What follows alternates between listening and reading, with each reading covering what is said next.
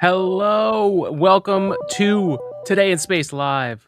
We have the Space Talkers here with us today.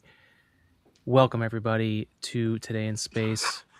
Shit. What up, Andrew? There we go. What's going on? There we What up, go. everybody? It's live. It never works quite how you think it's going to work, but that's what makes it live. So welcome everybody.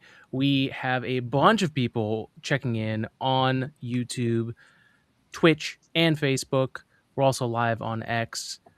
We are here. The crew is back to recap Artemis 2. Space Talkers live. Matt, Caitlin, and Andrew, thank you for joining us. Hello. No problem, man. Thank you.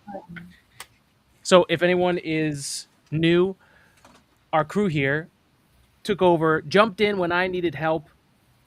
I wasn't going to be there for the Artemis 2 splashdown. Matt, Caitlin, and Andrew jumped in, did the live broadcast. You guys did an amazing job. I haven't been able to tell you guys that in person yet, but you did. You guys saved my ass, and you also did a fantastic job. So thank you so much. Yeah, thank you. It was a blast. Yeah, totally winging it. I think we were live for like what, 3 hours, guys? That was worth 3 hours every second and of it. 38 minutes, I think. It was so cool. It was awesome. So happy. And I mean, the main event pretty much carried. We didn't have to do too much carrying for your podcast anyways. It was pretty wild. Like, it was fun watching you guys watch the live stream. I was at a wedding, so I was like catching it. I was checking it in live, and you guys were just in it, locked in, and that was like, I was just so excited. It was just people that love space hanging out and reacting to it live. It was great. Yeah, the most authentic reactions you could get. Yeah. Yes. Awesome. Well, let's go around the room real quick and introduce everybody. Matt, why don't you start? Hi, guys. My name is Matt. On Instagram, you can find me at AstroDad86. I do astrophotography amateurly, of course. I wouldn't call myself a professional yet, but we're getting there, I guess. Yeah, that's what I'm doing. Awesome. Andrew, what about you next? Hey guys, my name is Andrew. I am an astrophotographer as well. I would say amateur. I'm still working my way up. There's still a lot to learn in this hobby. I run an Instagram account, APA Astro. And yeah, so that's who I am. Big space nerd. I'll tell you that for a fact. In good I think that goes for all of us. Yeah. Yes. And last but certainly not least, Caitlin. Hello, everyone. I'm Caitlin. I am not an astrophotographer particularly, but I do study astrophysics. I like physics. I like astronomy. I specialize in it. So this is definitely totally up my alley. And I just started my new channel, Think Space, specifically for science conversations and astro and those kind of focused topics. So if you guys want to go check that out. Yeah, definitely do. Definitely do. Especially if you're a fan of this podcast. Caitlin, you're doing a great job with that. Thank you so much. Awesome. Artemis 2, folks. Where do we even start? Like, it feels like a lifetime ago at this point. But It does. right? Like, Yeah. I almost go We're ahead. 2 months. We're 2 months past the mission since the launch. I mean, we're almost We're 2 days months aw- since the mission concluded. Yeah, Which we're is just days away incredible. from the Artemis 3 crew announcement, I think, is June 9th. That's like in a couple days here. Next week. Yeah, Crazy. yeah, super cool. Yeah, I'm My hoping question that is, doesn't get do you delayed. think that's going to be I pushed know. back? Yep. That's Yeah. exactly what I was talking about. I think everything is going to be pushed back. And I'm Yes. kind of bummed Yeah, that because of New loss Glenn. to Blue Origin was I mean, and NASA. That NASA pad got wrecked. Yeah, Yeah. it's toasty. And I texted Matt at like what? It had to be like 11 o'clock at night. And I'm like, hey, did you see this? Dude, I mean, not and I Matt. like- I texted Alex. Yeah. Yeah, and I was like, yeah. I was like, are you kidding me? So I think you Dude. texted me in the morning. You might have texted me that night too. I can't remember. I think I just like texted everybody. I was like, this is like not good. It's kind of like just like broke our heart, honestly, because now it pushes everything back. But we did get a positive update from Jared Isaacman and Mhm. Blue Origin itself. They're thinking that they're going to be launching by the end of this year. Could be a possibility. And I was actually like, are you kidding me? You know, you get your license back. You basically salvage anything that you can. And You refly, fix the pad. That whole pad's leveled. You gotta get a new pad. So That's but funny it's though, kind of because like just I think I read somewhere, I forget which rocket it was that exploded and damaged the pad like some years ago now. Maybe And the it Amos yeah, I 6 think that was it. it It SpaceX. was took them SpaceX. Yeah, 18 Yeah. months to rebuild that pad. So that's why I'm like, gosh, yeah, if they think they're going to knock this out in the next 6 months, I'd be impressed. yeah. But I mean, that's all kudos to them. I mean, that'd be great if they could put something together and get back going, because that's just the best way to recover. Let me Yeah, and pull right up. after that, we got missions back to back to back to back. So it's Yeah. like we Yeah. got to There's get to 1, this 2, 3. next. It's amazing how it's flipped. Like before New Glenn exploded on the pad, I think the general consensus was that like SpaceX was super behind, and then Flight 12 happened, and it's like okay, they're back in the game, but they have to refuel in orbit still, and then now with New Glenn, you're just like okay, like all the Yeah. infrastructure just slowed down getting there. So Yeah. like I heard the let me pull up. I want to hear more from you guys while I pull this up. I think David Limp, the CEO of Blue Origin, said something recently. I want to pull that up so we have it. But it What a sounded like bummer on New Glenn, though. Wasn't that the day yeah, after that moon base announcement from it was the same there? week. I went live on Tuesday to cover. And then it was Thursday. It was 2 days Uh-huh. after. Yeah, Uh-huh. after all those great announcements, I was super stoked watching that. I was Yeah. like, dude, this is we're gonna put a base up there. It's happening. And now you're just like, ah, is that timeline realistic anymore? And it's kind of like, probably not. I could see it pushing a year back, maybe more, but I guess depends on Blue Origin and how well they handle the situation and getting everything rebuilt and moving forward. Yeah, and this is like a mission of a generation. So if it's like 1 year in context of things, Yeah. just to make sure that we got it all right and everything goes well, and like a mistake here and there. In the grand scheme of 100%. things, what's 1 year? You know, we're just kind of Mhm. making sure everything's good. Yeah, I can't wait for them to release what they think happened. I mean, obviously something went horribly wrong, Yeah. Something went horribly. but there's Yes. no public We can say that for sure. I looked this morning, and there's no public announcement of what actually was the cause of it, but Let's see. I'm sure we'll find out soon. All right. So Dave Limp said some LC-36 updates. Now that we've had access to the pad integration facility, we can share a bit of good news. The propellant farm, oxygen, liquid hydrogen, and LNG tanks are all in good shape, so that's huge. This is good luck because very long lead times. The water tower is good. That support tower is completely demolished, but I guess they can repair it in place from what he's saying here. That would be incredible. Yeah. The booster that had just been recovered was in the bay right behind the explosion. And apparently that is okay too, but there was some speculation early that had been damaged too, which, I mean, if you saw that explosion, yeah, that kind of makes sense. Yeah, that was an explosion, all right. Yeah, that was crazy. Yeah. A non-nuclear mushroom cloud, like that's just That was nuts. That's crazy. Yeah. Well, these are all just and then here they say they'll fly before the end of the year. So see, this is all just a speculation, though. It's like I've seen some speculation, and like I'm just pulling out like keywords out of the whole thing. You know, they look good, doesn't mean that they're gonna be good. So this No. is what's gonna like. It's This very is why corporate they're like answer, maybe yeah. we can fly by the end of the year. We can get back out there.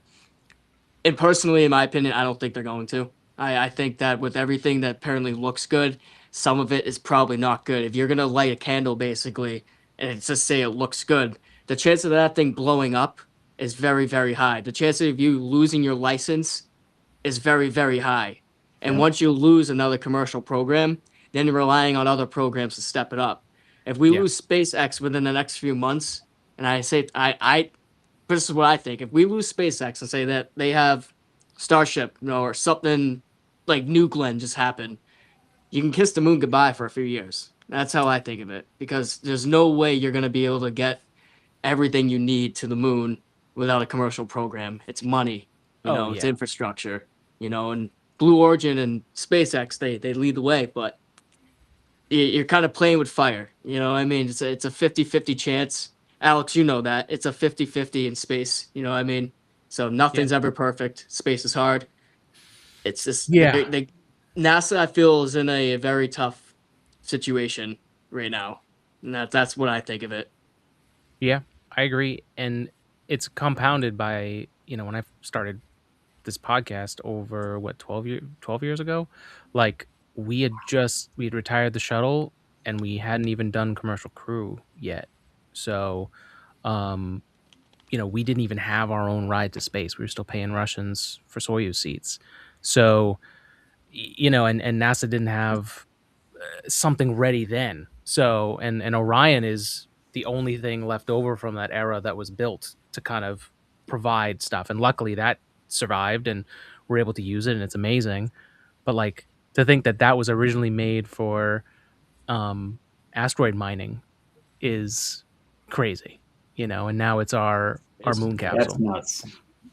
right? Like that's an That's Obama nuts. era, Yeah. funded mission, but then they kind of moved it along and used it for something else eventually. So there's a possibility that maybe even SpaceX flies Blue Origin's stuff to the moon or those other I could see contractors to the that. moon, right? Like Yep.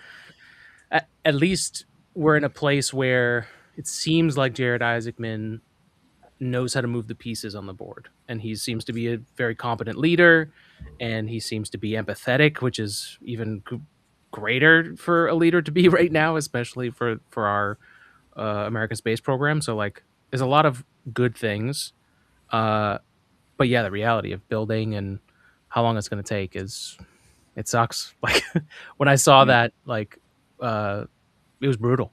Just thinking about all the engineering work, the root cause analysis that everyone has to go through Yeah. to determine what it was, so they don't let it happen again. Like it's a lot of work. Thankfully, it was just a test. Yeah. And the Thankfully. payload was inside. It wasn't even on the spacecraft. Thank God. On the rocket. So like, Yeah, no, that's what I'm saying. Yeah, thank God that thing was empty. yeah. I mean, Facebook wasn't as lucky on that. No. I'd be Back in the curious day. of how much would have been lost, if they had their full payload. I mean, how many millions of dollars probably would have been lost if they had that loaded. Well, then you're talking with the dispute with the company, and then you're really pushed back because now you can't be trusted with payloads. Well, and this one in particular was Amazon's Constellation, so it would have double hurt for Jeff Bezos. So and all those entities. So yeah. But he just launched like a week later. He just launched an Atlas, like Amazon satellites. Yeah. On an Atlas. What, Atlas 5 it was? Something like that? It was like one of, I want to say it was 4 launches to put up their constellation, and that was, they like split it between the different providers. Yeah. Too many satellites, guys. Too many. It's controversial for sure. I mean, we're streaming on Starlink right now. Which is pretty cool. Okay, well, it looks like the stream works good. We don't need another 100,000 of them up there. Especially not just all put them around about Alex's house. That's all we'll do. Send them up as they expire, disintegrate, end their life. Then send them up as they are falling towards the end of their lifetime. Let's not just put another 100,000 up there. I know. And uncontrolled too. I mean, it's a serious, like, it was a serious thing just for space internet, and now that AI systems are going to be delivered into space for compute, like, that's going to cause even more, and it's going to also be probably a very specific orbit. So there's a chance that if the scale they want happens, we have just like a ring, like constantly in the sky, that's visible, even during the daytime. Wow, even during the daytime. If the plan that exists today happens the way they want it to, so because it would be every other company, you'd want it to be above wherever you're going to be, so you have access to it all day long. So it would just be some orbit. Wow. Yeah. Could you talk about just kind of like some of the effects that would have, like some of the byproducts of like what that would change in like day-to-day life? Like, Yeah. Well, I'll start with the positive. The positive for me, and I know that our boy Matt would have not a so nice take on AI in space. I know, and I want to talk let's to him about it. But hear it all. The goods, the bads, the everything. Let's talk about it all. I think what astronomy has said before is that there isn't a good heat exchange, or as good a heat exchange as a lot of people think, because obviously the GPUs crank up, they create lots of heat. The heat's got to go somewhere. So on Earth, they're using water cooling systems and all these different ways of trying to cool it, which is causing a lot of issues in those areas where these big data centers are being made. So from that perspective, I want the heat dissipation to go into space where, you know, it's not affecting the planet down here and the resources down here. You could use solar. I'm not convinced that it's not possible to do it with solar, but you'd have basically little GPUs on these satellites going around the Earth, and then people could just basically ping it anytime they need to use something. Um, so that would be good to get the effects from Earth up into space. If we did that, then with something like Starlink, like the thing that we get from the Starship launches is that like 4K live feed of Stuff's everything incredible, happening, isn't it? right? Which is Yeah. really cool. That from a space exploration perspective could be very valuable, because like right now the moon, and talking about Artemis, the moon has no infrastructure at this time. So we don't have internet, we don't have GPS, we don't even have visuals on the whole moon right That's why now. everything was being pinged back, Alex. That was the whole thing. And then you had to Yep. wait for the SD card to come out of the camera when they came back to Earth. Mm-hmm. So just nothing live. So basically that starts conspiracies. It doesn't If you help them. think of it. No, Yeah, not one yeah, bit. yeah. And I don't know that like constant live feeds from the moon colonies or moon stations or whatever we're gonna have is gonna dispel those things. But at least, like we saw with Artemis 2, it's gonna like inspire conversation, right? Get Yeah. people excited. They're gonna be able to jump into um, a mission brief or something like that. Maybe they're doing whatever they're doing, lunar operations, whatever. Maybe they're just eating breakfast. I don't care. Like people, Yeah, people regardless will of watch the it. Yeah, conspiracies, Yeah. give somebody like an insight to what they're doing every single day. Whether you believe they're actually going there or not, we can see what they're doing. You know what I Yeah. mean? It's not going to be like some like, oh, they're going to the moon. What are they doing up there? It's like, I don't know. Go check in. It's like you can go check. yeah. So, internet satellites and AI in space could help a lot with that.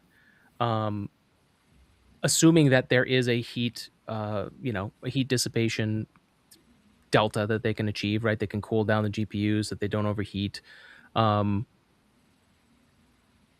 I mean, it's possible that we start getting like little spheres, not little, but like orbital spheres of data centers and other things. It could double for compute for anything that they need on the moon, like those are the good things that I can see from right now from AI and space.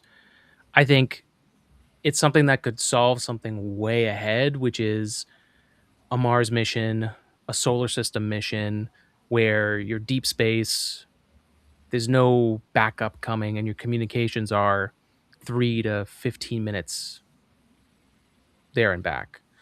So having an AI like a computer on Star Trek on your spacecraft to address those things in the time, like you could plan out your whole mission architecture, build out a system, a database of all the even the scenarios you trained for, and so you could have that AI talk and communicate faster to the crew than you would from the ground station. So I see the potential of that, but that's like 15 years at the fastest, Yeah. when that Yeah. happens. So yeah, but that's my take. I do want to hear what everyone else thinks, especially the astronomers, because I think it affects them the most. I think it's the night sky. It's imaging with satellites traveling by every few minutes potentially. It's going to pose issues to Streak right the across hobby. picture. Yeah. I mean, we already deal with it. We already deal with planes and satellites leaving streaks. But, when you're going to talk about tripling or quadrupling the amount that are up there at a pretty rapid pace, they're going to be more prevalent and probably cause a lot of issues for imaging. A lot of frustrations probably. So yeah, especially in a hobby where like for instance, astrophotographers, we do a lot of guiding, and if the audience doesn't know what guiding is that we have an extra camera on our telescope system that basically locks onto a star and it sends pulses to the mount. Yep. Right there. Yep. Matt's pointing it out. Yep. And so I see mine right in front of me right now with my whole setup. But long story short, that little guide camera locks onto like a program called PhD2, or like for our instance, we use an ASI Air. So it's basically PhD2 just compressed down into a very small computer, very small, more efficient software. But that camera locks onto a star and it sends pulses to the mount. And it just basically fixes its tracking because a mount with a lot of payload on it, plus the main imaging camera, it cannot actually take maybe more than a minute's worth of exposure without getting star trails. And you don't want to get star trails in your shot. Now, relating that to satellites, you get one perfect frame. It's like most of the time now, it can be ruined by a satellite. And then when you plug them into post-processing software, so in our case, we use PixInsight. Sometimes decoding cannot read that, and it actually blends that satellite into your image, and it kind of just screws up the whole entire image, because then it's very tough to even just get that one little bright streak out of your image. So that's why I'm not a fan of satellites. I've seen them every single night that we have here, and it's honestly they come and go, but they're more frequent. They're not like they were when I was 5 years old. There's a lot of them up there now. It's insane. But I get it, the connectivity, I get it. Like I know what they're trying to do, that everybody has a purpose, they have a mission. Yeah. But like going back to Alex's point, I mean it's gotta I'm losing my train of thought thinking about it, but it's something that it's crazy. I'm sure they can think of a different way. Yes, and so my smart telescope from Vaonis has a mosaic mode that counteracts the streaking. So if I do an image in mosaic mode, it's going to take captures and take squares to fill a larger image. And so what ends up happening is like it can filter out if there is a satellite that trails through, but you still have the other stack underneath. So I don't know if that kind of stuff is going to become open source or like available to other telescopes, which I think will help. It's not going to solve the problem, and like classic long exposure is still going to be affected by it. But I think there's things we can implement to make it so it's not a disaster. Oh yeah, 100%. What do we think about the light pollution, you guys? Do you think we're gonna like, especially if we're like tripling, quadrupling it? You know what I mean? Like a little satellite going across whatever, but when you whole entire orbital around the Earth is filled with these satellites, just filled with stuff reflecting the light off of it constantly. We already have to drive 8 hours to Cherry Springs next week to get a picture of the stars. You know what I mean? So it's definitely gonna like affect a lot of that, even just like the quality of life aspect of it, not the astrophotography or just anything, just people wanting to look up at the stars and not seeing anything anymore. There's going to be generations of people that get born on Earth and don't see the same sky, and like that's always been true consistently, like growing more light pollution and less of an ozone layer. But I just think it's going to, like how you said, Matt, it's unnecessary to just keep going. Like there's a point where it's like, all right, this is enough. I think. We have internet in some pretty, with Starlink, we have internet in some pretty ridiculous places that we really don't even need to have internet.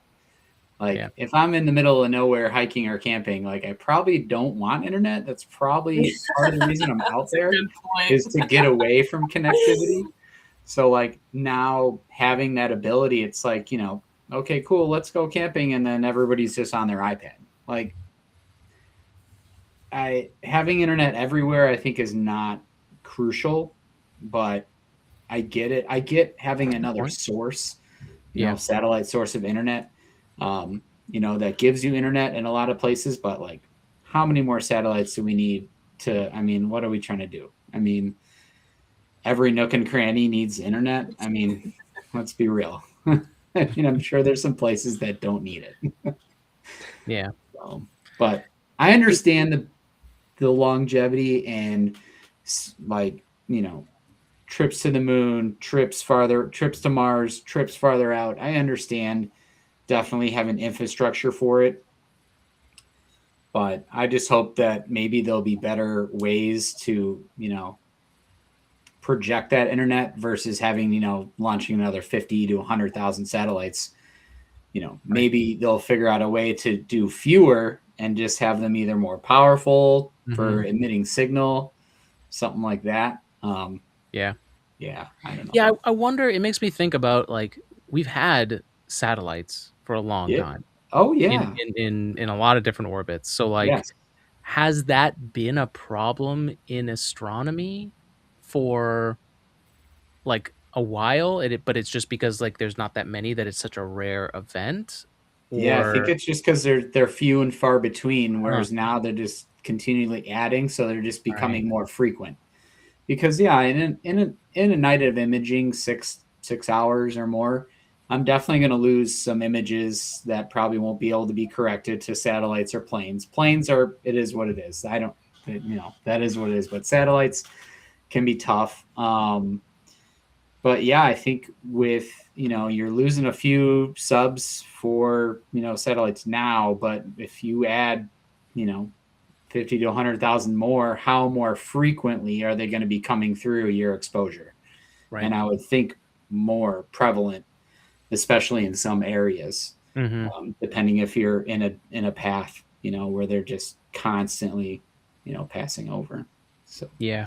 there's good and bad. That's everything though, 100%. right? I mean, And there's a spectrum even in like all the businesses that are sending things into orbit too. Like there's the space internet, which, some positives of that are like when there are these natural disasters around the world, like they can send Starlink dishes out there. They've even done it on the battlefield and then get internet like instantly.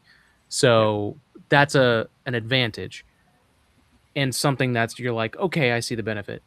There's other stuff that's happening, which I think Andrew, you sent me a clip about this.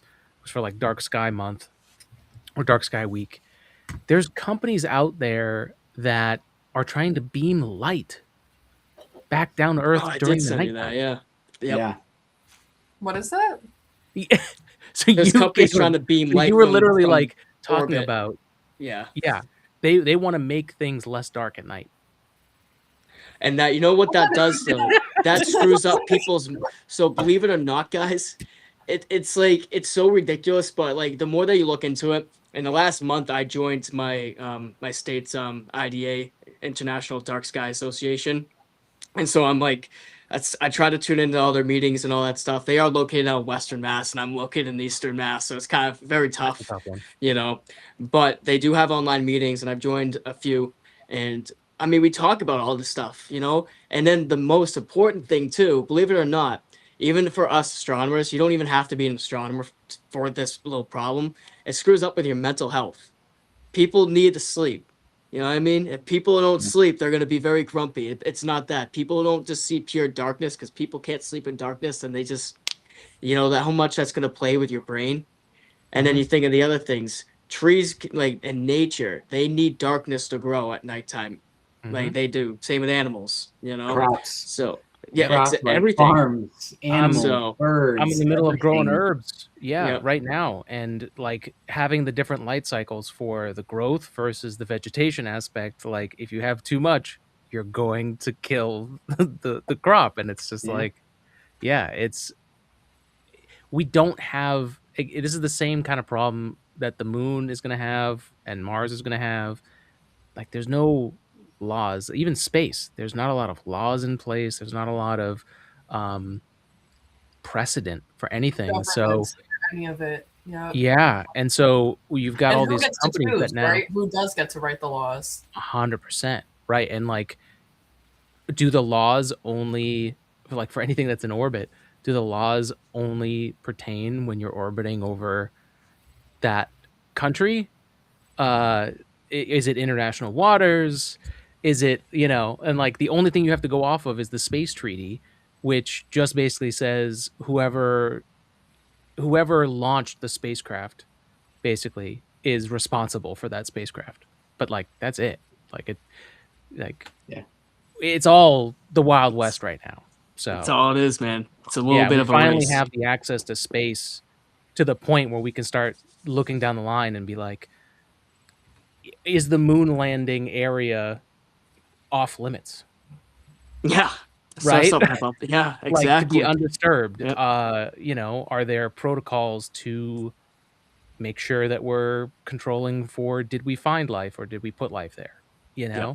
Um doesn't exist. So much in the air, just so much up in the air, man. There's so much to be answered. I know if we just talked about satellites for 30 minutes. There's so much in Well, the air. There's so much to know. AI into that. When you mix AI into that, especially with all the new technologies that aren't being governed by anything yet. I took a class on this in one of my last semesters. It was literally about governing new technologies and what are we going to do and who gets to decide what. And the specific topic that we spent a significant amount of time on was AI. And there's always this curve when something new comes out where it's like the fear just like skyrockets to a peak and everybody, because nobody knows what's going to happen with it. And then as soon as like people get comfortable, put it in their day-to-day lives, like even down to the microwave, everybody was like, what the heck is this? The TVs, what is this? Why do we need it to be flat? The Like, light bulb. Why is it so bright in this room? Like, everything's super, super scary at first. You know what I mean? But then like there's that tipping point of when everything kind of sets into stone. It's in our day-to-day lives. We know how it's going to show up. We know like what it's going to do. But we are just such in this like what happens next and who gets to decide position that it can be really scary, because especially where the people who do get to decide aren't really the most ethical deciders. Why are we lighting up the night sky for no reason? I don't see like the benefit to that. As like, let's preserve the environment first, before we start causing problems somewhere else, in my opinion. Yeah. valid. Shoot, I can almost deal with satellites if we can cut down on just light pollution off the Earth. Yeah, true that. Give me some darker skies, and I'll, all right, put some more up there. And make it so me, Alex, and Caitlin don't have to drive 8 hours to see the darkest skies. Oh my god! I mean, yeah, I'm driving pretty far. So, I mean, I could go probably about 4 hours north up into Wisconsin, and there's some parts up there that are, Bortle 2, Bortle 3. But Cherry Springs, there's just something about it that'll make me hit that 10-hour drive, 10+ hour drive. So, yeah. So, no. Light pollution is interesting. Yeah. There's some really simple things we can do to cut down on a lot of it. Very, literally just directing the light back down. Like, yeah, just shielded lighting.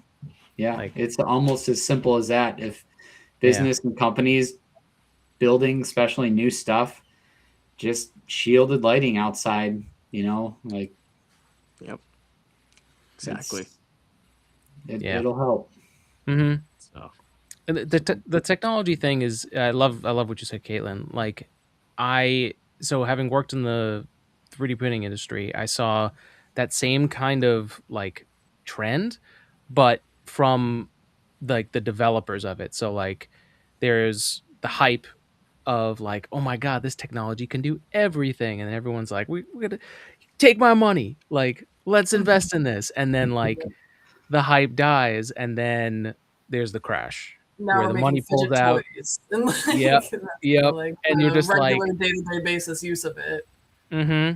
And then it's, what do you do? So like right now, the 3D printing industry is like in that place where the internet was when it crashed, the first time. All those big companies that like became rock star stocks and then just poof, like they don't exist. Like Amazon's one of the few that still exist. And that made it out. So I just finished my first book, shameless plug, but it is relevant here. So the 3D printing industry went through that. I believe AI is going through that same thing, and we're still cranking up with the hype of it. Yeah. Um, I do think there will be a crash at some point of just there's just too much hype. There's too much profit chasing, because I don't think profit's a bad thing, but obviously profit at all cost is a problem. So we're at that point. The investors will not get the return that they wanted, and it will crash. Then you figure out, what are you going to do? So I just wrote my first book on 3D printing, the book of uncommon sense 3D printing, because I'm a maker. I'm someone that like enjoys the process of making parts, bringing ideas into reality with this technology. And just like AI, there's going to be a lot of really cool uses for it at some point. And so right now what I'm trying to do is give back that like tribal knowledge that I just had from the last 10 years of working in that industry and share it with people. So then the idea is to make an AI that actually helps people to 3D print. So Chat 3DP, it's there to help you 3D print parts. There's software in there that helps you do things that when I was working in as an engineer in 3D printing, I wish I had. So like I'm using AI to code all that stuff, and the idea is to help people do more, to go from being a consumer to being a producer, so that everyone can have manufacturing at their house, like in their home. They can leverage it how they want. I don't see AI being used like that right now. Like the more I talk about it with people, the more I realize how much of the approach of these AI companies is just backwards. Like it doesn't really make a lot of sense.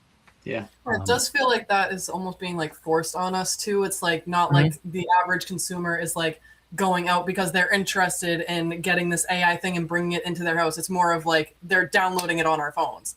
You look Mhm. up on Google now and it's like you can't even get just a regular answer. It's like immediately using Mhm. AI. They kind of like Yeah. give us no choice to it. So it doesn't have like that same integration into, all right, well, we're going to use it for this and this is what people want. You know what I mean? You can turn it off on Google. I turned it off. It's just Yeah. Oh, you annoying. can? Yeah. Yeah. If you don't click the, you want to use, Google AI, I just say, nope. I'm good. Just give me my OG Google, please. Yeah. Yeah, Well, AI and is, I think it's it's going to be trouble. I really do. definitely. I I mean, think there's going to be a lot of issues that are going to arise. there are now. Like There really are. Yeah. I made a server. It's on my PC here, right? I can have comfortably 1,000 customers on that PC. I don't need more than 1,000 customers for a while. And what are I'm the not going to be. specs to hosting a server like that can host 1,000 customers? Right now, I've got a 24 gigabyte GPU, an NVIDIA RTX A4500. So, it's 20 gigs. I'm sorry, it's not 24. But I'm also not. So this is getting into the weeds of it, but the approach of all these big data centers is like power, power. Like we're gonna use the biggest GPUs, the most thing, and we're just gonna like All Hulk the RAM. through. Yeah, all of it, and All it of it. Yeah. and it requires insane amounts of power. Like some of the power that they're talking about for like a decently sized AI data center right now is the same pull as like a city of like 18,000 homes. So like the amount of power that's required for that power is obscene, and we like I if you're just efficient, if you're not just like we need to spec out for the you know the that everyone in the planet uses it, then like okay, yeah, that's where you get to that, I guess. But you don't need that. Like as a maker, and this is how like I think about things differently. I was thinking about efficiency to start. So like I'm only allowing it to 20 gigabytes is what I have. So I'm going to queue people up, and the task is going to run whenever the queue freeze up, but it's not going to run everybody at the same time. That's where I think everyone thinks about it. But if you're trying to sell on a dream that AI could one day be this god, then that's where you end up. That's why you're building a data center with all this power. If you're trying to help people, you don't need all that. Yeah, like IBM, they have a quantum computer that when I was working on it, they give you a certain amount of minutes per user. They give you about 10 minutes a month, and it's based off of how many people are using it as once. Like if I use it for all of my projects, I would always do my homework in the middle of the night, so it would process in like just a couple seconds, and I wouldn't use up all my minutes. But if I did it, say, like in the middle of the day when everybody's running their stuff, it's going to eat up another like 5 or 6 minutes, and there goes all my usage for the month. You know what I mean? So it was about like timing of like when people weren't using it. And they do offer simulators in the meantime where you can just like kind of play around with it, and then when you get to the circuit that you want it to, you can send it and then use your minutes on the actual quantum computer that they host. Cool. Crazy. That's kind of cool. It's really cool. And anybody can sign up. It's IBM's Qiskit, Qiskit. Cool. Sweet. That's cool to know. I like what IBM is doing with AI. They actually have an open source called Graphite, I believe it is. It's very good. I'm using it in mine as one of the options. So Cool. it's cool. I mean, I think the underappreciated advantage of AI right now is building your own locally, because I think what these big data centers are is just a way to figure out what everyone's thinking, so that way they can build the next thing of where the demand is. Yeah, not to bring back up the satellites again, you guys, but it definitely feels like it's starting to edge towards like surveillance state purposes of like really getting into those nooks and crannies of every corner of the world. They really just want to know what everybody's up to, because it's all these companies, they're not turning to what they originally were for. They're just data collection centers now, especially things like Google. You know what I mean? They're just training AI constantly, and they're basing it off of the information that they're getting from how people interact with it. Yeah. The good thing, and I want your guys' opinion on this, I do think their approach is flawed. I do think that you are what you eat, even for data, right? Like if you have crap data as a scientist, you're going to make crap science. Like that's just kind of how it works. And so like at a certain point, if they don't get new things, like if the humans using their system are not adding their humanity to it, like AI is not just going to think, or it could think about things, but only simulated synthetic things. Does that have any kind of basis in the real world? So that's a disadvantage that I think the approach has. Yeah, totally. I think that definitely brings some nuance to the conversation, because it's like, who should be training these AI bots? And you can see, especially like in the beginning, when I think it was what company went out on Twitter and made it was like one of the first Twitter bot accounts, and they just kind of put it out, and it was being trained by its responses, and within like 45 minutes it was racist. So like, and then they had to shut down the whole entire thing and like just completely start like and be like, we need to really pick and choose about what data that we're training this with. Yeah. And clearly scientists are not making these decisions. So No. And yeah, it's people looking for power, in my opinion, especially the surveillance side of it. Like these data centers, like you're going to tell me that they're not being used to piggyback surveillance in large cities with hundreds of thousands of cameras. I mean, like the new flock cameras, like they're finding out where you are at all times, at any time, anywhere. Yeah, it's a lot to think about it though, which I think is something. I'm old enough now that I can say that's different than what it used to be. Yeah. I think, and we can make choices to ethically go about it. You're hosting your own server. You know what I mean? That's amazing. I've been like wishing I could do that and now you're inspiring me. Like, oh, it really is just like a couple steps there, and I don't have to like go to these companies ever again. That's like kind of the best part about social media too is that like we don't have to just listen to the headlines and like what the big companies are doing. We can like really talk to each other and say, no, it's just as easy to do it yourself, you know, and kind of change the culture of things and talk to people and kind of run it from the bottom, and don't let just like the companies at the top. As much as we can't control how many satellites they put up into orbit, we can control, you know, how much AI use that we use as consumers. 100%. And I think right now is the time for someone like yourself or like anyone to make it, because it's open source. Like it's literally available. Like I'm building a company, so I need to look for licenses that are open source and I'm still able to use.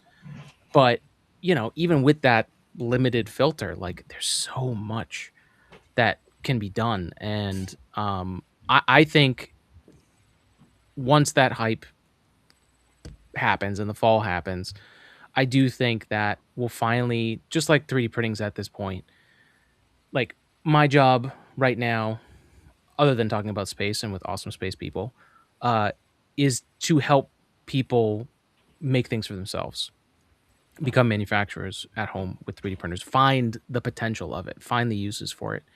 Because now there's if you're in the 3D printing industry, it feels like doomsday. It feels like everything's over, nobody cares about 3D printing anymore. But I talk to people all the time who are just excited that they can talk to someone who knows what they're doing, right? Or the price of 3D printers have dropped so much that they can then buy one. And it's really trying to be an example of the good side of AI. Like I'm not trying to. I think about it more as like a Mega Man situation than like the Terminator situation. Like I do think there can be good ones. Like I am happy with what Anthropic and Claude is doing. That's different from everybody else, right? They're not letting it being used in certain military applications or other types of war. Good. Please keep holding that line. You know, Please. and yeah. And if I can be an example in the 3D printing industry of using AI that is not replacing jobs, but instead supporting an industry and filling the knowledge gap that exists between experts and beginners, then this is a good use of it. But yeah, it's not being talked about a lot. I'm learning to a find lot it. out of this whole conversation. You know, I'm learning a whole lot. So There's a lot to I'm it. not as inclined as you guys all are on AI, you know, but I mean, I'm not that just that's why inclined. I'm just sitting over here and I'm listening, you know. But Well, all thank I you know is for like, I mean, do we think that the AI curve is going to be the same thing for like the Artemis mission? You think it's like on the curve of like, we're going to the moon, we're doing all this stuff, we're going to go to Mars next, and we're in that hype phase? Like, what do you guys think the tipping point is going to kind of be for that, of like what's really within our reach within like the next couple of years? Oof, that's tough. You want to go, Matt? Yeah, it's a wow, good question. wow, Dropping bombs. I didn't think it was like too much. We had to bring it back to Artemis somehow. So I that know was we had to. I also Strong want to talk right about hook. those I like technical it. details that I had to deal with on the show. Sorry for the whole chat when I had a host that that I had to host a podcast. Is it different? I Is like kept having the this? video lagging out per minute. I had to run away for a minute to go use the bathroom, and the video lagged out. Matt texted me. I'm like, oh god. That was funny. So yeah, That was funny. oh man, never run a podcast, guys, on your laptop because it just won't work. In like, you were like where in your basement? I don't have an office, so I'm actually at my trust me, grandmother's house office right is now. not much Believe it or not. of anything special, but all I do have is a corner. I will say it's just a corner, but it is a nice corner. It's a nice corner. Thank Very you. professional, deadening. Alex. It's Very fine. professional. It's The nice. sound deadening's cool. Yeah. Yeah. Okay. So to try and answer that question, I don't even know if we're doing anything different from the moon missions from the 60s and the 70s. So I'm not even really. sure if we've even like taken off hype wise. Yeah, I think Artemis 2 was huge, and like Yep. how We're technically strange it advanced was. now too. Yeah. but like how strange it was that like at liftoff, there really weren't that many people following it, and like it was pretty clear like, man, we got to do a better job of like letting people know about this mission. And Yeah. then 5 days later, everyone was talking about it. Yeah. Like how And now they're amazing praising is the that? crew. It's Yeah. social media. It's once you get the Yeah. clips out and people see it, they're like, oh, did you see this? Did you see that? You know what I mean? Things, it's Yeah. not like where we all got a plan to sit down in front of the TV or chain smoke cigarettes with the family and put on the radio with everybody in the room. You know what I mean? It's going to be, and Reed Wiseman said it himself when he was giving his speeches when he came back. He said, thank you to everybody that everybody would have thanked in the 60s. And then he said, and to the influencers. You guys are the ones like on the nose that we're even doing this, because that's how the world is functioning now. They don't talk about it until they see Alex, it when they're scrolling. she's completely right, because Alex, me and you kept posting that like crazy on Instagram. You know, like we were on top of it. You know, I was working the day of the launch, but I got off in time to see the launch.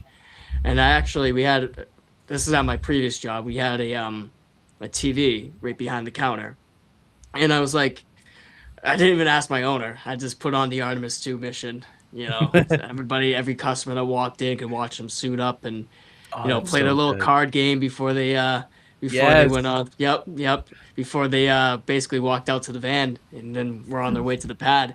But the amount of people that didn't know that was happening is insane. You know, like that's the main thing. It was so underplayed by news agencies. There's so much stuff going on.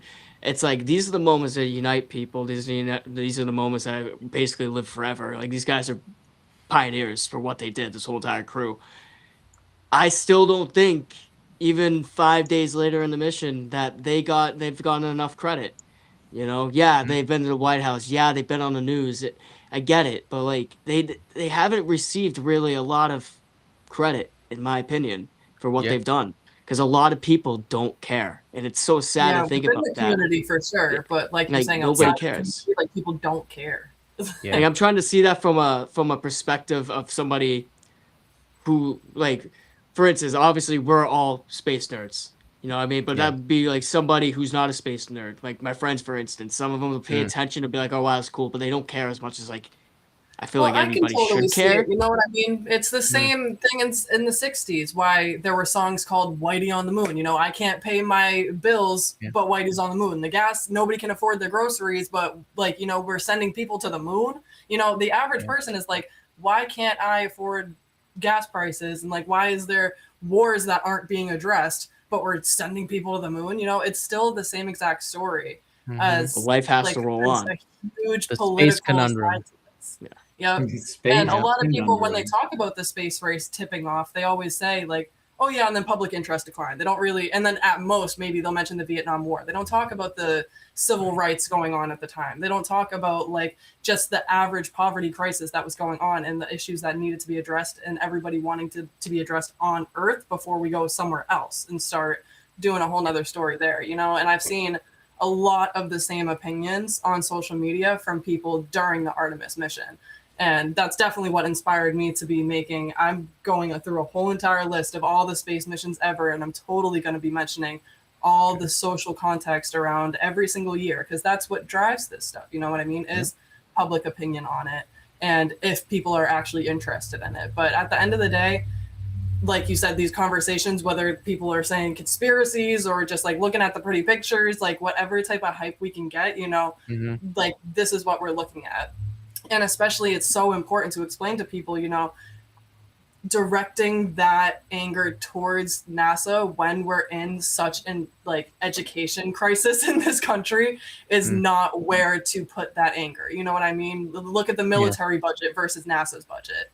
You know, there are like direct places that are causing these problems. And I don't think it's the ones that are fighting for like astronomy and intelligence and all this whole entire revolution of education in a time of crisis. I don't think they're the ones to blame. You know what I mean? That's my opinion on it. Yeah. I think you're spot on.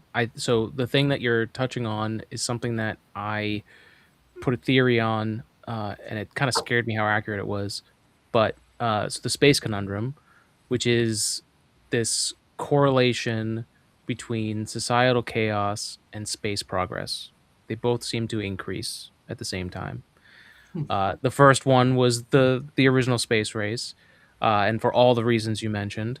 Um, and when I started talking about this was like the lead up to Artemis. It was probably like 2024, and it was interesting to follow it along because was going back into the space history and learning, and I kept seeing parallels, and I was like, "This is crazy, how similar this is." And I thought we were at the peak of that ramp up back in 2024, and I Yeah. was wrong, and I stopped talking about it because I was like, "This is too crazy." Like, if when Jared Isaacman got removed as the pick for NASA administrator, I was thinking to myself, man, we are at like the Mercury Gemini days of that ramp up of the Yep. space conundrum.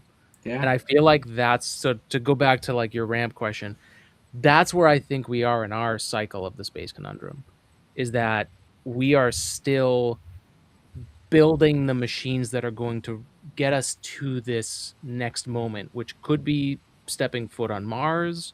It could be continual live feed of humans on the moon, right? The moon base. Yep. And it makes you wonder what caused that drop off for NASA. Obviously, all the other problems that were happening on Earth kind of made, once we reached the pinnacle of stepping on the moon, we kind of did that 6 more times. And it was like, well, what are we building towards? What are we, and like the world on Earth kind of moved on. It'll be interesting to see what our moment is and like what we set up. It's one of the positives, I think, from having not just NASA fund it, because that was a big problem with NASA's budget. It went from a military defense budget to a Parks and Rec budget. So it just didn't have what it needed to continue what it was doing. Private industry helping build the things for public interest makes things very interesting. Yeah. To Especially survive like that drop. collaborations all together. Like everybody's kind of working together of like, all right, well, this is the mission and whoever can do it first. And that's the best part about this whole explosion happening, is that we have backups. We have other companies that are willing to step up and really kind of kick in where they can help out. Totally. I always thought like it was more just, in my opinion, I thought like, Blue Origin, SpaceX, they got basically the same contract, work together. It's not a race when you guys, I personally don't think it's a race. I think it's a race when you have another country that's a competitor, like China. Yeah. But I think right now we should not be turning our backs on each other, especially SpaceX and Blue Origin. Instantly, when New Glenn blew up last week, Elon Musk went to Twitter and his statement that he let out too. It was great. It's like, keep your head up, basically. You guys will get through this. The space is hard. It's not easy. Yeah, it's not easy. You know what I mean? So like, you got to work as a team. It's not, hey, who gets to the moon first and whatnot. So because who's gonna get there first? Basically, when you have two American programs working together, America. So if you think of it, you don't fight inside. You fight what it's thrown at you from over there, not from within. Yeah. And I think it's very underrated, but I think just good leadership goes a huge way. And Jared is a good leader. Like, he's a great leader, one of the best, man. He still needs time before I can call him a great one, but what he's done at NASA, especially for the Artemis 2 mission, like NASA streamed 24/7 out of the blue on that mission. Yep. And those teams were rock solid. I don't know if you noticed this as photographers, but there was a moment where they must have revamped that team or just did like a meeting and figure things out. But the angles of all the shots went from, this is public access television, to we're doing something. Like, this is a production. Yeah, and it felt like a production for sure. Yeah, like it really dialed in, and that really set the tone for it. And like, and that comes from the top, and it just like, we've had a lot of different administrators, and I'm sure that job is very difficult, especially since you're really a politician at the end of the day, even though you're also leading NASA.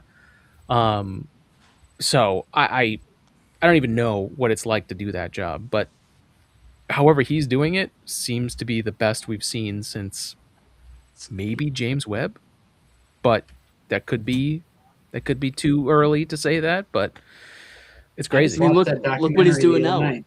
Yeah, he's doing the Roman Grace now, and it's launching in what, September? Under budget, You know, they just ahead of time. exactly. That thing was going to launch next year. The thing's launching in September. The next space telescope. You know, like you said, under budget. Are you kidding me? And they Yeah, just closed up crazy. the primary mirror. So that was the last time you see all the engineers, like, and all the photonics and everybody, all this engineers and scientists are like Bodysuits. waving to the thing as they're, like, closing the primary mirror up, because that's the last time you'll see it. Next thing you know, in September, we're Wow. launching that thing from what, Cape Canaveral? Think so. I think, yeah, Yeah. Falcon Heavy. Yeah, Yeah, Falcon Heavy. Yeah, that's right. I'll be watching that one live. Like, that's, hell yeah. but you see, everything's budget friendly. You got to work together, you know, and that's the main thing. And especially with the Artemis program, we have so many countries coming into the Artemis Accords now, which is unbelievable. Yep. When did this program started? When it was under I think it Artemis? was under Trump's it was under Trump's first administration, right? I think So so. yeah, so I've been following it for a while. It's very gray, but and Jared did point this out. He is correct that Artemis was not actually fully determined until the Trump administration, Yes. but it also leveraged everything that the Obama administration had put in place. So Yes. where it started, all I care about is we didn't toss out another space program and start a new one. Like, that was the most important thing that happened. Hey, finally a smart decision, right? Thank God. Stay on track and actually get some stuff done. And I Yeah, really actually agree with don't that. Even start from scratch. yeah, totally. I think even like the other countries in it, you know, I don't even think, especially compared to the first space race, you know, that this isn't a race even with the other countries. You know what I mean? They're going for different missions, the longevity, studying different things that we can all work together on and all get data from, and still globally be working towards the same goal and collaborating. Mm-hmm. Yeah. And the Artemis Accords, I don't know if Jim Bridenstine started those, but the last administrator did. He did a very good job of getting a lot of countries signed up for that. I think that might have been one of his biggest accomplishments during that time, was getting those accords, all of the politics of that to get started. So that there's been many people that have helped us get to this point. It's definitely not one administration. Well, Jim Bridenstine also helped on the commercial program significantly. Definitely. He was there. He was there. Mhm. He was under the administration when, what was it? Doug Hurley and Bob Behnken were launched on that demo mission on the first commercial crew. We returned space flight, human space the flight. anniversary was last weekend or the weekend before. Yeah. Yep. And Yeah. that was an unbelievable day. Obviously, it 2020. wasn't a great time for the country, but I mean, it was the a great world. time for the world, because everybody was like, "Wow, this is incredible!" You know, Americans aren't relying on the Soyuz anymore. You know, Mhm. which Did Alex, you we're watch still- the Netflix documentary on what? Oh yeah, for yeah. the demo mission? Yeah. I did. Yeah, last Yeah. year. Yeah, unbelievable, man. Incredible. Yeah, I cried. It was me too. I cried Me when it too. launched, and then I cried again when I watched the Netflix. That's when I got my my SpaceX sweatshirt. So that's when I got the sweatshirt. I got a shirt at home, and I got a little bit of stickers from that demo mission. Oh yeah. So because that thing kind of changed the way that I see spaceflight now. And now that I've been so hooked on the Artemis program ever since the first launch in 2024, Artemis 1 or something like that, right? Because it was a nighttime launch. It was November 16th. It was the day before my birthday. Yeah. Or was it 2022? It might have been 2022. I think it's And- 2022. Yeah, I think it was Technically, 2022. Technically, there was a launch in 2018 of Orion. I think. It was Yes. 2018. Yes, there was. Yep. Yeah. So it definitely goes back. But and this is the cool thing we're seeing from NASA right now, which is like figure out a way to launch faster. Like the fact that it was 2018, then 2022, then 2026, you can't like NASA's up. It's bound by the taxpayers, and its bills are Congress, and its plans are the president. Like it doesn't have the control that I think a lot of people think that it might have. Because it's And underlooked, Alex. It's very underlooked still. it's very underlooked. And like we got to realize that if the trend before the Artemis program was that every president would have two terms, they would have their space program, and then the next one would start their own, and that's been what it was since the space shuttle. And before that, they just basically kept using the space shuttle for 3 decades because they were like, "Oh, we have it. Keep using it. Keep using it." Yep. I love the shuttle. Don't get me wrong, but I see the patch on your love it. on your. I love yeah. it. Yep. But I went to school. I got my degree in aerospace engineering to work on the shuttle, and then it retired when I was getting my degree. So the 2011, right? industry took a shitter, and Sure it did. was very hard to get a job at that time. And that's why I started this podcast, because it was a way to have experience and a resume and to like stay fresh talking about it. Because how else was I going to do that if I couldn't work at a job? Because I was overqualified and underqualified at the same time, which a lot of people in STEM experience. Now that I know this, But Alex, Um, now you got Artemis. Just saying. I mean, you never know what could I've happen. been training for a long time. Yeah, I mean, Yeah. almost streamed every day for that, and like it was talking about like trying different ways to. It was a great opportunity to try and see how many people can I really reach and try new things. And like I literally like I was doing work in my lab and then wasn't even on the camera Yeah. for like 4 hours, but I just kept the stream going, and I saw so many people come in, comment, watch. Like Facebook went nuts, YouTube went crazy, and it was I just like, remember tuning in every day. yeah, dude, it was crazy. And like I definitely did not sleep a lot at all because I would basically work a whole day and then they would be doing some demo, and I was like, well, I'm watching this. Yeah. So, They're doing some like you know, maneuver at like 3:00 in the morning. Yeah. And it's like this is perfect. this is amazing. And you've got the hum of the comms and the spacecraft. You're just like waiting. There's like dead air. You're waiting for them to talk. Yeah. And sometimes you hear something that you weren't supposed to hear on that channel, and it was interesting. And you're like, oh, I wonder what that was.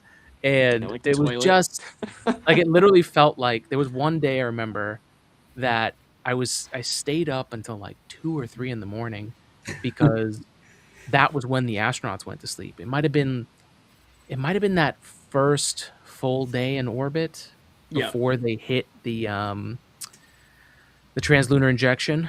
I think they were demoing the spacecraft, which was so cool to watch. Yeah. Victor Glover fly that thing. Oh, unbelievable, man. Hell of a pilot too. He is so much. He was so fun to listen to. Oh, Like all of them. all of them. God, were. so- oh my Chemistry God. between them, they're such a good group. Oh my Yeah, god, they- I would have to see They every mission. really did come together as one. It was wild. Yeah. Like they were always on the same page, and that was super fun to watch for sure. I think what reunites so a lot of important people for too is the space. Carol's Yeah. Crater talk. That was kind of Oh my god! I've insane, heard you so many know. people I say mean, that. that one. I remember watching that live. It was actually I great. bet. It was great timing because I went on my lunch break. It was like 1:30 in the afternoon, and I'm like, I'm gonna go check on them, see how they're doing. And then they're in the middle of talking about Carol Crater. Somebody's crying. I'm like, wait, what just happened? I go to I know. Twitter. I'm like, they okay? They're like, oh, this is what's going on. I'm gonna start crying. Yeah, I totally did. I Yeah. was tuned Yeah. in Yeah. like the whole entire time. Also, I feel like it like seeped into my dreams because I just had it on TV constantly. Yeah. So it would be those like 2 in the morning. like waking me up. Like, I'm like, what is going on? And Yeah. the morning playlists that they have were hilarious. There was just Oh, such a yeah. personal Yeah, touch the to morning playlist, the wake up songs. Those Yeah. that was funny. I added all of those to the playlist we have on Spotify. I was just like, they're all going on there. Yeah. Christina Um, Cook was not happy when they turned off Pink Pony Club right at the chorus. Yeah, like, hey, we were about to sing that. Go on. Like, Oh my god! is And when funny. the toilet not working No, oh, or having issues, that was the Or first toilet. issue, Alex. That was the first issue was they the had first with this issue. mission. Oh. dude. And then like you're listening to the astronauts know that they're on the public channel and they're trying to be professional and they're just like, "So NASA team, when are we going to hear about the next step on the toilet? Where we really need to use it." It was just like, oh, that's a problem. And that was crazy too. That like it was such a cool example of how nothing ever works like you think it's going to work, and especially on the first time. And they had to institute a role in the spacecraft just so that the vent on the toilet would would thaw because it kept freezing on them. And it's like, what was it like for that team to like institute that program and like and guess how that inertia is going to affect the spacecraft, and are we going to lose comms, is the dish going to be in the it's just like Yeah. all these crazy things that they had to pull off. And they like it's just kudos to that entire village that got everyone there and back safely. And they were all calm and collected, all filtered down. My grandmother used to say the fish rots from the head. I know a lot of different people from cultures have a similar thing, but like bad leadership does not make for a good team scenario. And No. everything lined up for NASA and the Artemis 2 mission. And having Jared at the top of that, I think just solidified everything that they had been working on. And it shows you how important teams are, and like a mission complement of people, like how important that group of personalities, traits, quirks, like all of those things on the crew that's in that spacecraft, because you're basically in a tent all like for a week. Was it almost 2 weeks? Yeah, And it's about what, like 11 days? 13 Right? days? 11 days. yeah, 7 days, yeah. like that's a crazy adventure. Mhm. Like, and yeah, you ever get to the third day of a sleepover and you're just like annoyed with somebody, you're like, get out Ready to of go my home. face. Like, I just like want to be alone. Like I can't even poop alone. I can't even poop. Like this whole entire mission. I don't know how they kept their cool. They must have like gone through extensive, and I did see a lot of stuff about that. They went through a lot of extensive mental health protocols before that they went to Yeah. make sure that they individually could handle this and as a team be able to handle being in such a confined space. Yep. And I can only imagine how like polarizing that claustrophobia will feel when you're like in such a small space, but like you're literally in space, like it goes on forever. You're in the most like widest place impossible that we know about, but you're still confined to such a small little And area. It there's- must make them go crazy, you know? There's like this much between you and that. Like, Yeah. yeah, One it's thing like goes sleeping wrong, arrangements one suck. goes inside, you know? It's just the highest stakes and the most extreme conditions, and they all handled it with more than grace. It was Yeah. so entertaining to watch. Yeah. Even like at the beginning of my video about it on YouTube, I start the intro with they're going, okay, 10, 9, 8, 7, 6. Like start doing the whole 6, 7, 8. Like the relatability and the humor, it's what gets people talking about it. It's those little clips that get on social media that those 5 days later afterwards, now everybody's talking about it, you know? Yeah. And they're looking forward to the next one. Everybody's talking about, and they're buying merch. That's what Yeah. they're doing. Yep. Yeah. Has anybody Completely. seen the little plushie that Yes. they have? Yeah, I'm getting mine in the Rise. mail this week. Oh, there you Yes. go. Yeah, I bought a second Yeah. one for a giveaway, so we will be doing that at some point. There you go. That's But, cool. yeah. That's cool. How much were that those? that was fun, I like definitely got one. yeah, to like I think they should still have them, but Mhm. it was cool that they did a competition for like someone to draw it, and that's the one they chose. Oh my Like god! in It was, retrospect, like it was perfect. Like I saw people complaining about it, of course, on everybody's X, gonna complain on about Space something, but Someone's at gonna, the end, yeah, someone's gonna have something to say I about was like, come something. on. yeah. It's At the like, end of the day, us space nerds, we freaking love that stuff. Come on, are you kidding me? yeah. So Jared's been saying he coined the space loving community, and I think that's the great way to like kind of describe a lot of us. Is that like it's just like we love space. We love the idea of space exploration. We love the stars. We love what it does to us. Like just I think that's a good way to do it because it's when you get too into it and you get snobby, it doesn't make it very popular for other people to Mhm. follow yeah, along. You know, you guys know this from astronomy, and even in academia, like it's the same thing. It's like yeah. gets to a point where you're just like, this is not fun anymore. Sometimes Yeah. Yeah, when I like think life that's what's hits you, really it's kind of cool. just like it takes you out of anything that you want to do. It's kind of like it takes a while, especially for a hobby like this, just to get back into it. But then Yeah. sometimes it's just looking up at the sky. You're like, wow, that's actually really cool. Let me take the telescope out. It's always little things, you know. Dude, I But I'm not waited going to be lugging so a long. 138-pound telescope set up outside just like that, just to look at, the moon.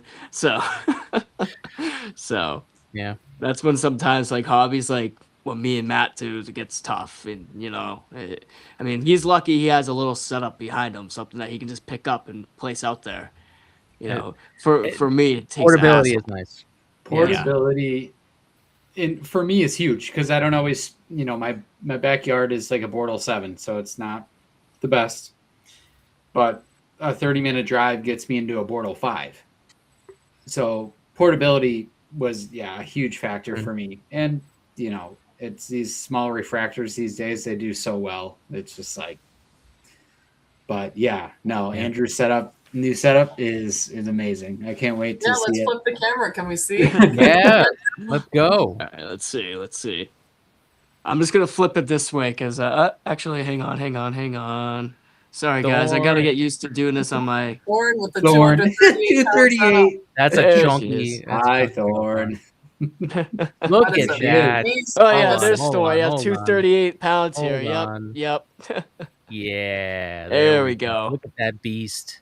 Yeah, that thing's a monster. Yep, I'm guys, like I so said, it's not excited to even see done. that thing next week. Yep, not even done yet. Got to get that peer extension, and that thing is going to be ready to go. Okay. So Okay. So tell us about the scope. Tell us about because I loved getting the text in our chat about yeah, you buying this and watching you put it together. Tell us about it and why you built it. hang on, I'm gonna flip the camera for this one.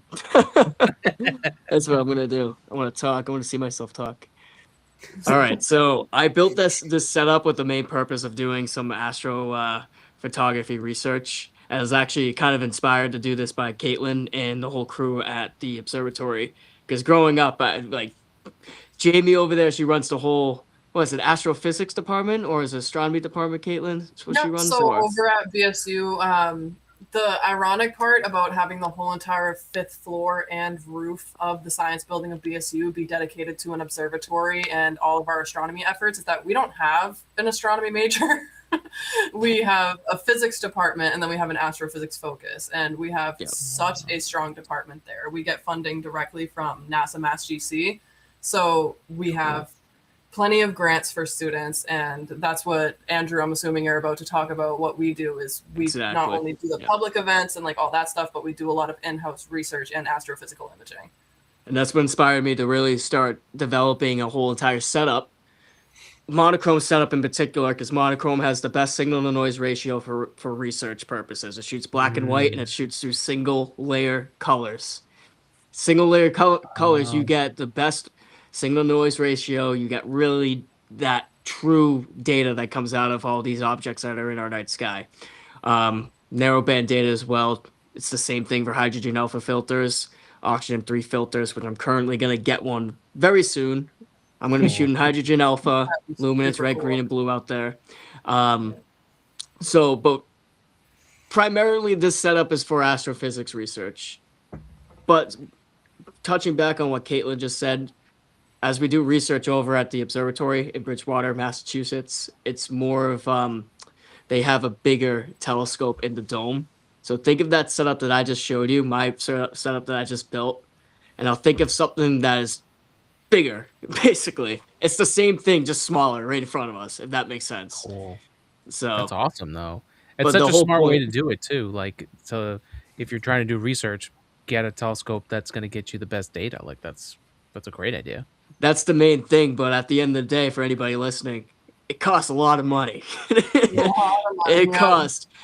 I'm not even done building this thing, and it's taken me about 2.5 months now.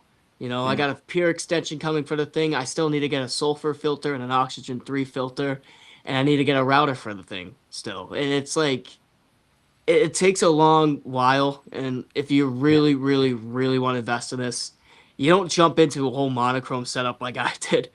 I started off as like with a colored setup, like 533 MC, same camera that Matt has, phenomenal camera, very small setup, Thing's AVX great. mount, yep, an AVX mount, a small Newtonian, and actually the guide camera that I have on the setup that's right in front of me is my old first little guide camera. Because why buy a new guide camera when basically I can just keep using the one that I have? Totally. So Yeah, but don't downplay those little things. You know what I mean? These are still expensive hobbies. Exactly. No matter Oh, what. yeah. Exactly. No matter how like beginner friendly or okay, we're just starting off. We're not doing any research, just taking pictures. That is like money poured into it for sure. Mhm. Yep. And so it's basically my whole point. And the best thing about this thing is that I get to debut it out there with you guys at Cherry Springs, which is going to be phenomenal. So I cannot wait for that. Obviously, I know this for a fact that I'm going to run into a lot of technical issues. I know something is going to happen. That I'm going to have to swap out a cord because the amount of cords that are on this thing, the amount of power going into this thing is unbelievable. You know, I have a huge power box that's hooked, like zip tied to the telescope's tripod, the mount tripod, that powers the freaking mount. You know, That's dope. it's insane. And then the camera powers a few other things as well. But I mean, it's just wait until you guys see this thing in action. Like I'm gonna post a lot of reels about it on Instagram, Facebook, Nice. and whatnot. I think I'm gonna Yeah, plan we're on gonna be going live blowing out up this there week. once. Exactly, it's gonna be Cherry Springs Star Party for life. Oh yeah. So, Oh, but yeah. I mean, it's gonna be one hell of a setup, and I cannot wait to share what I get with that setup. I'm like losing words talking about it because I'm so excited to use it. Yeah. But it's just It's the passion. it It's really a passion is. project right now. Yep. I've had That's what people I've been reach out to me saying. on Instagram that I haven't even talked to in a long time. It's nobody I grew up with. It's people within the astronomy community, and it's Yeah. kind of just like, wow, this is insane. I actually had some follower the other day reach out to me and say my channel's an inspiration to them. And so I don't even know who they are, and they're located down in Texas. And I don't even know who they are, but that means I have followers from all over the world, and I'm very grateful for that, you know. But I cannot wait to share with you guys and the whole world what I take with this setup, you know. Yeah, man. So it's gonna Super be excited for your You have to transition go buy your from second astrophotography to research. 127. yeah, per phone. it's kind of insane because Caitlin, I wanted to incorporate both. I have that astrophotography skill. You know, you have to have patience for it. That's one thing, especially Oh, for yeah. monochrome. Yeah, monochrome, you're doubling everything basically. You're doubling the time that you stay up per night. You're gonna lose a lot of sleep when you shoot monochrome. But Yeah. like Caitlin just said, It's so much data-rich photos, though. It's so right. worth it. It is so Exactly. worth it. And then you can still take those same photos later on and stack them on top of each other and put them all together into that astrophotography pretty pictures if you want, Yeah. anyway. You know. yeah. That's right. I texted Thorn today. That's right. Flex on us. Yeah, Thorn. That's it's gonna be in the next 5 years. Don't worry, or maybe more. It is. So if you guys gotta go check out Ransom Observatory's channel on for Right. all the audience in here. It's unbelievable. His Yeah, if we're setup gonna that talk he about has. some serious setups. He's Yeah. a bit of a celebrity now. He's He is. been on many shows, traveling the Yep. world to take pictures of the stars. Yeah, he's a big thing Yeah, now. and Starport Astral the is dream. U.S. ambassador now too. That's what he is. It's insane. So, but no, guys, I cannot Insane. wait to share with you guys what I get with this thing. It's going to be very very unique. Caitlin, I'm gonna teach you how to use this thing because astrophysics research. So Yeah, it's a I'm smaller, super yeah. We'll talk more about that because it's a smaller program, and I don't want to get into the technical details live because it's just a mini PC, but it's nothing like the programs that were used at Bridgewater. Eventually, we'll get to that point. I just don't want to leave a friggin' laptop outside anymore. Fair enough. So, but yeah, I cannot wait to show you guys what I get. It's gonna be absolutely amazing. So it's He actually has me. an It's my assistant personal now. assistant. But So so if there's one thing that I can share as feedback after I've been doing this for 12 years now, um, people really enjoy listening to people who are passionate about a topic, and like I've had so many people who have literally no idea what I'm talking about that just love the way that I talk about it.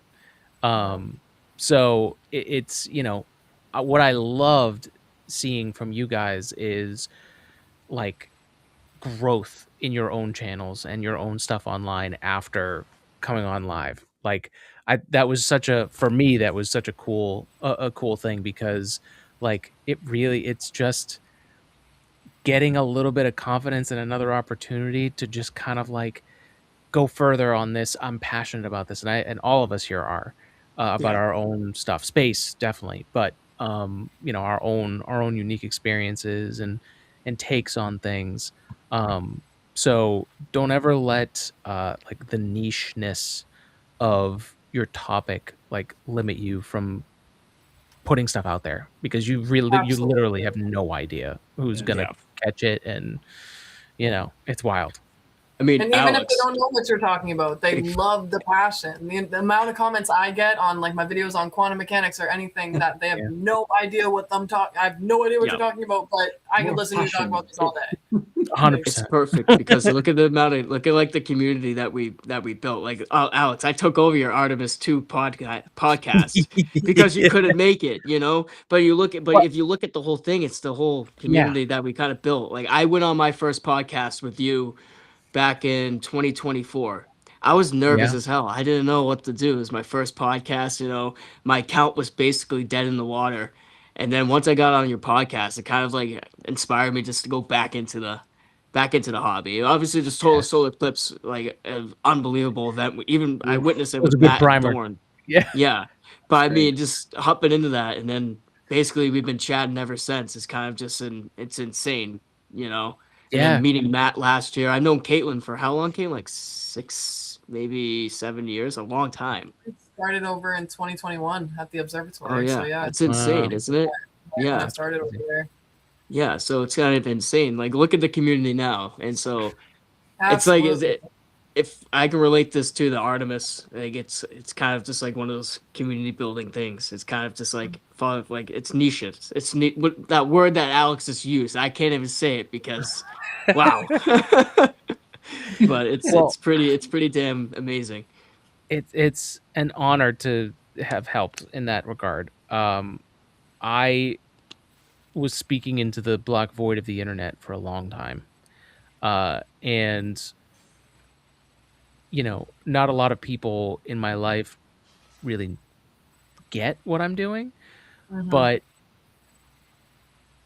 dude, when we met and your passion for it and like that there's not a lot of people that I would let the reins to on this podcast, but I knew from your passion. I didn't even know Caitlin and Matt were coming on. I just said, "Hey man, I trust you. I know you have a passion You for did? this."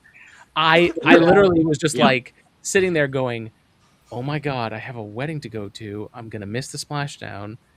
And my typical thing would have been to freak out and try to find a way to do both. I would have just left it on and had the seat empty and stuff like that. But because we had talked so much and I knew your passion, I was just like, let me Yep. hit up the chat and see like if any of those guys can do it. And you took the reins. So like Thank you for it's a trusting huge us. yeah, man. It was so good. I was so happy with how it turned out, and I think you guys did an amazing job again to tie it Thank off you. with a bow. That But was my yeah, first time on any podcast ever in my That's whole right. life. That was his first time, Alex. I totally forgot to tell you Wow. that. No idea. Yeah. Wow. So Live because too. Matt I was he just kept like, calling me. I'm like, well, we'll see how this Wow. goes. Yeah. That's amazing. So Yeah. I'm so happy. this community is Funny, just I getting had bigger for trivia. us. I put some trivia questions together we didn't even get to because it was just like, Yeah, we were that's just right. sitting there You like, did. Yeah. this is crazy. Yeah. It's whole like time, tonight the too, but reaction like of us, like, what's going on? I'm like, I know. I'm like, yeah. on the edge of my seat. There was one point where I was watching it back, and I'm literally like I know. waiting to see what But happens. that made I'm me like, so happy like my because nails. oh my god.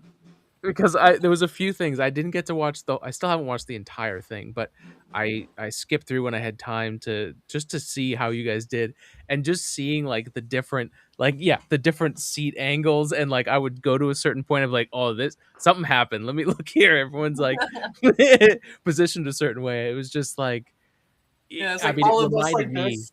Yeah, yeah. Like, It reminded me of like the early days of doing this, where it was just like pure excitement, and just mhm. like yeah, it was everything I could have ever wanted for that to have happened. And then you guys had a great time, which is just blows me away and is awesome. So Yeah. it was my And I honor. It love this was little crew that we're all building here. If Deborah's still in the chat, one of our viewers right Yes. now had followed me earlier today and reached out to me just because Instagram shows you, oh, followed by this person, shows you the mutuals. And it was all you guys. And she was like, hey, we're all in the same circles. Let's follow each other. I just talked to her for the first time, a few different DMs, and she says hi in the chat.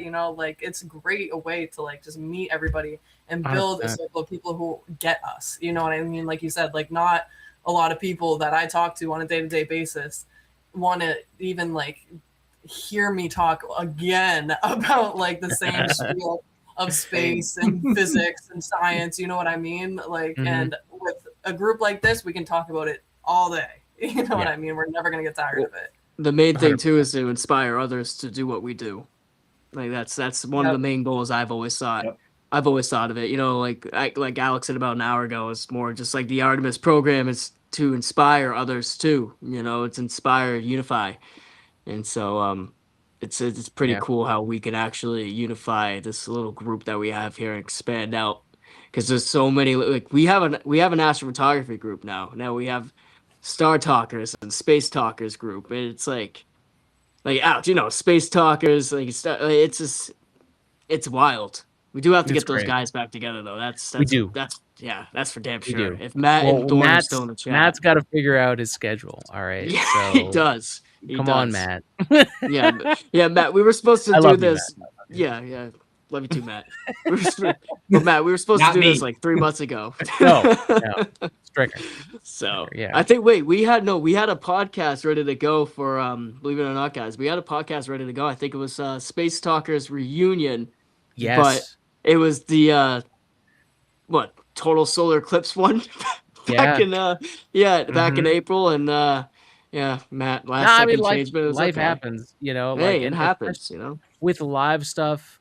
I mean, and just doing a podcast and guests and stuff like that, you have to have so much patience, because like it's almost like clockwork, where like you'll have scheduled an interview with somebody for like 2 weeks, and then like there's the 24-hour mark, and then there's like the 2 hour before mark, and any of those there could just be complete chaos, and like they just can't show up. So like you're always prepping for like this is gonna happen, and it's like a launch, where it's like I don't know Yep. if this is gonna take off today. It could scrub, or Like it last could launch. week, I don't know. Mhm. Or it could blow up and ruin all the next launches in the Oh, next yeah. Please no. What happened at the Yeah. Today in Space podcast? I haven't seen him go live in like a month. Oh, his Starlink broke. Yeah, seriously. Yeah. Oh All my right, we'll have God. to do a live from Cherry Springs. Oh That'd be yeah, sick. totally. That's another Absolutely. reason you got to We come out. will- So we can I'll do a bring it down for live that. That'll be dope. Star Yeah. Party podcast.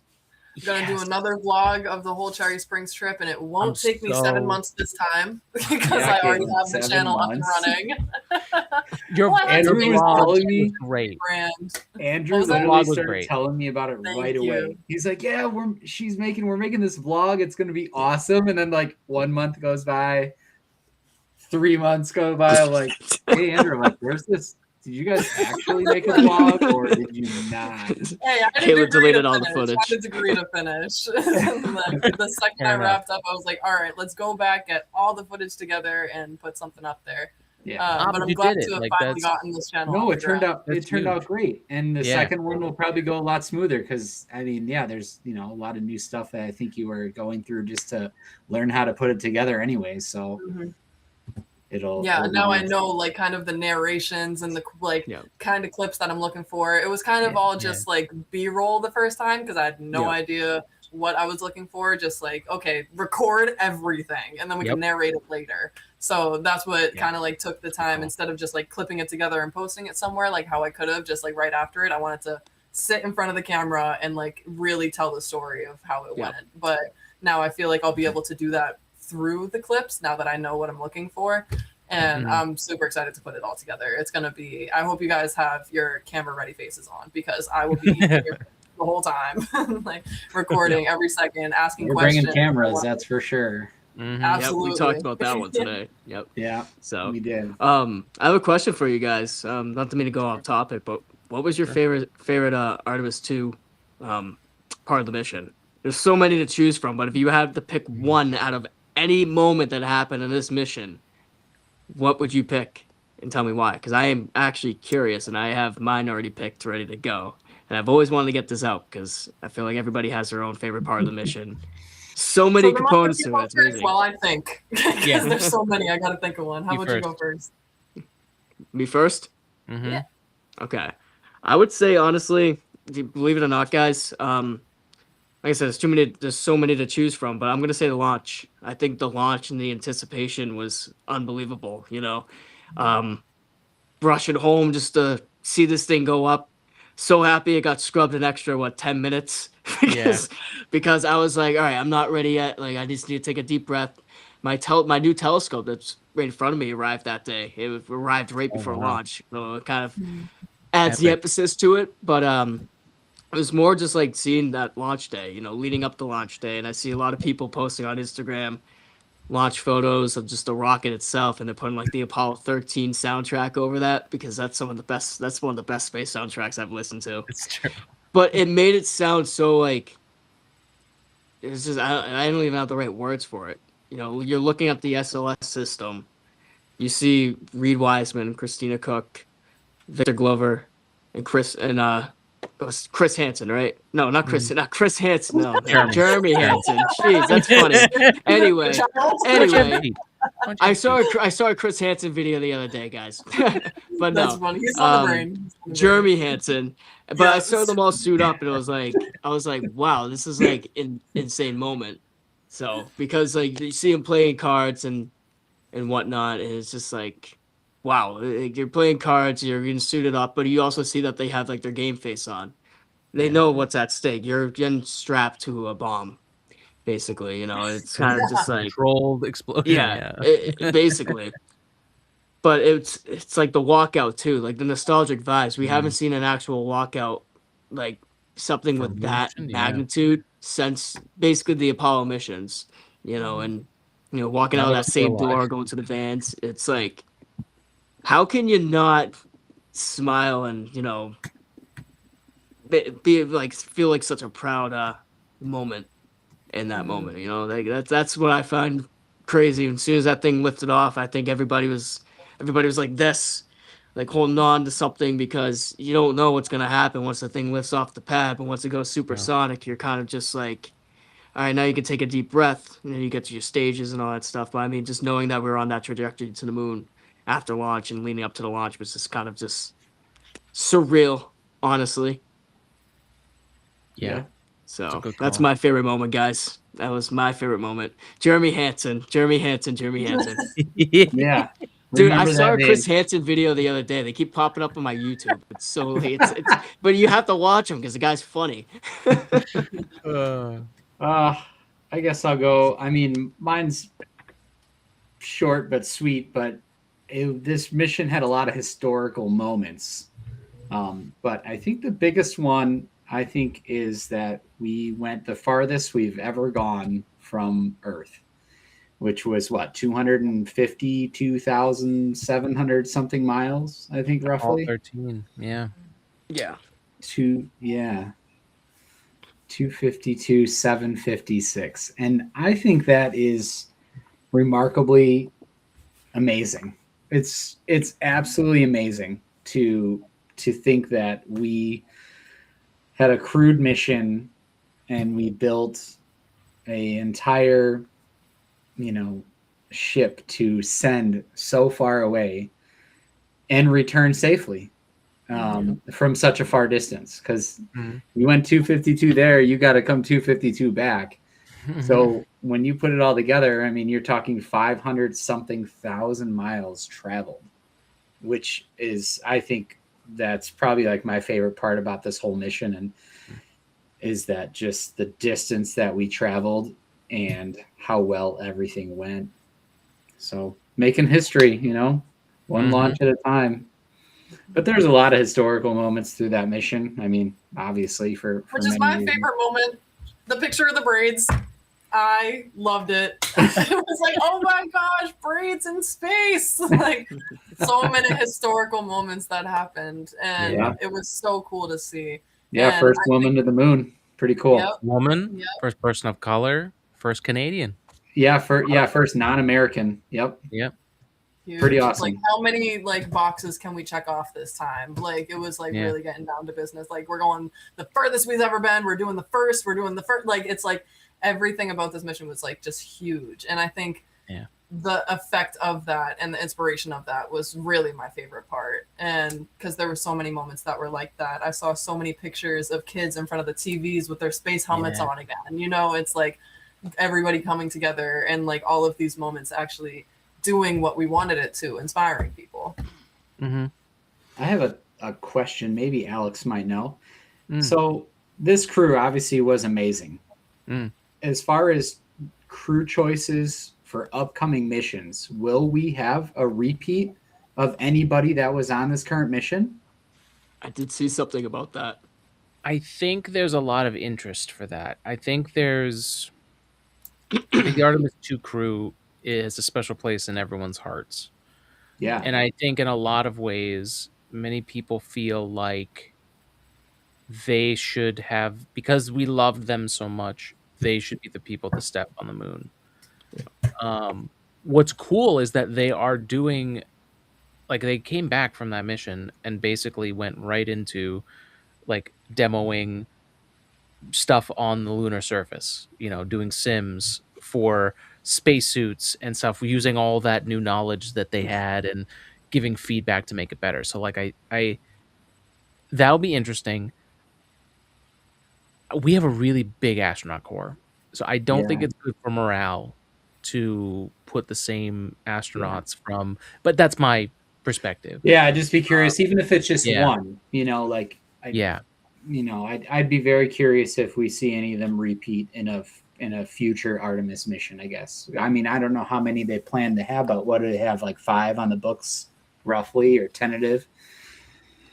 I think I'm trying to think, because Artemis 5, and again, it may not be totally up to date, but when I was covering this back when they chose the Artemis 2, I mean, there was 20, 25 people, astronauts that were in that group that were technically eligible for it. Yep.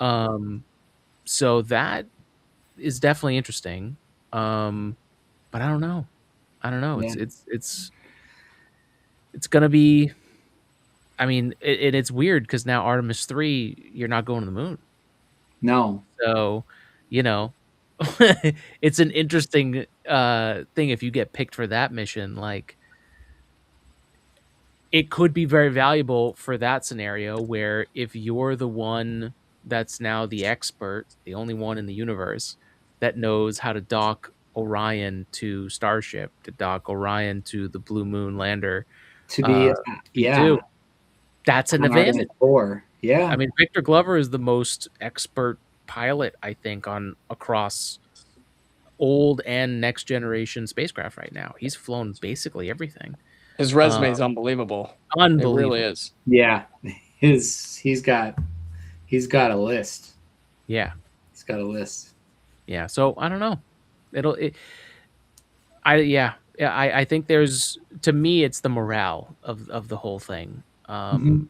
The astronaut corps. I don't think that's a smart thing to disturb, but Yeah. I could be wrong.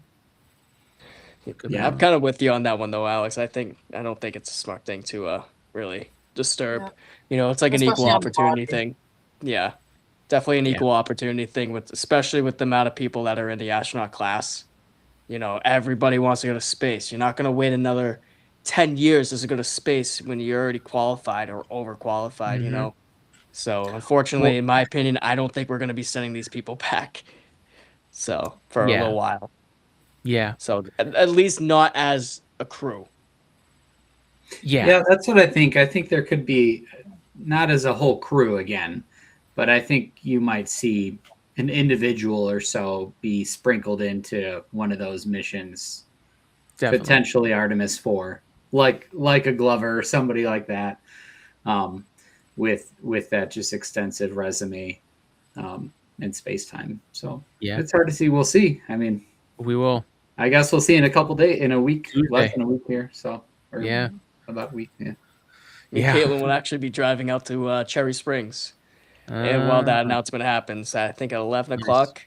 Yeah, Alex, you planning on going live that day? we'll be live. Yeah, Nice. All right, we'll join in. We'll be We'll here. definitely join awesome, in. awesome. So, Um, yeah, I guess to close out, my favorite part of the mission was uh Lunar Science Day, when, Well, and man. specifically, like, yeah. the breakdown, I don't know like why that one flew over my watching head. That the was a good lunar one. science team, watching the lunar science team work together with the crew to do science live and all that research was, I mean, we want to talk about listening to people passionate about their jobs. Yeah. That team Dude, was so good. Like some of my best memories going to school for engineering or working in industry has been being in the same room with uber talented people that can communicate to you why it's so fucking awesome what's happening. And like, they were so good. I was getting chills just thinking about it. Um and like that moment when they saw the flashes on the other side of the moon and the consoles like losing their that was mind, like unbelievable, dude. that Oh was my like, god, that it was was my unbelievable. favorite thing. And like they panned back to the, I don't remember what the name of the team was, but it was, they had that whole team in the back that was just working on lunar science, and they're going nuts. They're I remember. literally, I remember. I was sitting in my den watching this live on the TV, and and I'm like, "Are you kidding me?" This is before the solar eclipse that they saw. Well, this was like, Yes. yeah, and it was like, "Holy shit! Are you kidding me?" they He were started like freaking what? out. Resetting, Like they reported were like three so flashes. excited. It was nuts, dude. Like, Oh my god! uh, what a wild, there's so many things about that entire mission that were just, everything fell into place. It Yeah. really did. I mean, Copy Moonjoy, man. Copy Moonjoy. enjoy. Mm-hmm. So it's Moonjoy Moon, right? I mean Moonjoy June, I think, right? Something like that NASA's Oh, doing. I think they're doing something with the Moonjoy thing. I So like that. today is like artists or something like that this week have to send in like a painting or a drawing of the Artemis rocket taking off, and we'll pick the best one, something Oh, like cool. that. Like, So, I'm starting now. How much is the price? but Alex, man, that was a great moment you brought up though, because that moment, the science alone has never seen anything like that. And Yeah. it's just now that you get to see it in person, it just also goes to show that now that we're getting our development ready for our moon base, now that we're getting our development ready to, permanently be there, it's more of that we need to know about this stuff. Because you don't want to go to the moon just to have your moon base destroyed by a meteoroid just because, you just didn't know where the hell it was going to be coming from, you Mm-hmm. know? So these Oh, we can't flashes are even very stop. important. Yeah, we can't even stop them from hitting Earth. How the hell are we I gonna know do at that to the Cape moon? Cod Bay the other I day. know. Yeah, yeah, That yeah. was great. Did you feel that? I did. Two sonic booms I hit the I house. heard Dude, it. Yeah. Yep. definitely thought something hit the house, and like I kind of just like brushed it off because I looked outside, didn't see anything. I was like, all right, that was loud, but the house is still standing. And then I got a text next door from my dad, and then like another minute later, I got a message from a friend in Alston. He's like, "Did you hear that?" I was like, if you felt that, that's not good." Yeah. And apparently over South Carolina, they had one like a few days before that, and then like 2 Yep. days after that, there was one over Ohio. So Yeah, what's going on here? I know, I know, Independence Day Part 3, I guys. had my Independence Day tinfoil Part hat 3. on for sure, but Yeah, for sure. it could be like a comet that broke up that we just happened. Like that's the only thing that makes sense to me. Where like there could be like why would it hit the East Coast? Like Ohio's more Midwest, but like or mid whatever. Not the East Coast, but that's a lot of them. That's a lot of sonic 3 booms. in a week and a half, man. 3 in a week Like and a half. it was Tunguska, like and like other events that we talked about that were like rare, and we just had 3 in the last 2 weeks. Like it's Yeah. crazy, Unbelievable. and nobody warned us about them. And that's what I'm shocked about is we got all these satellites, right? Like But these things are so small, somebody though. caught it. They're so Oh, yeah, so It is a small. problem. Like Yeah. like that's the main thing. I actually looked it up because I was curious because me and my brother were talking about it. These things are so small that you can't pick them up, and they're moving at 75,000 miles per hour. So it's Relative very, miles, yeah. it's like almost nearly Yep. impossible you could pick these things up. Some of these have actually like hit houses, believe it Yeah. or not. So, wow. but they're very, Yeah. very small. This thing was only about 3 to 5 feet wide. I And think it length. was like 5.5 feet. I Yeah. think.